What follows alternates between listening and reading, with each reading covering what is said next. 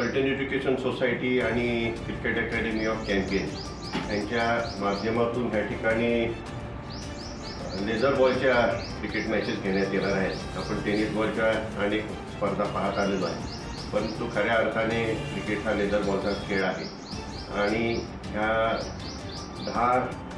10 ओव्हरच्या 20 ओव्हरच्या म्हणजे 20-20च्या ह्या स्पर्धा होणार आहेत आणि अनेक नामवंत या ठिकाणी संघ फलटणला ह्या स्पर्धा खेळण्यासाठी येणार आहे। या ठिकाणी आता या ठिकाणी उपस्थित असणारे आमचे प्रशासकीय अधिकारी निकम सर, त्याचप्रमाणे श्री नाईक निंबाळकर साहेब आणि त्याचप्रमाणे चॅम्पियन क्रिकेट अकॅडमीचे जे या ठिकाणी चालवतात, स्वतः एक उत्कृष्ट क्रिकेटपटू आहेत, रणजी प्लेयर आहेत, गाडगीड्स आहेत, त्यांच्या माध्यमातून ही खऱ्या अर्थाने स्पर्धा होत आहे।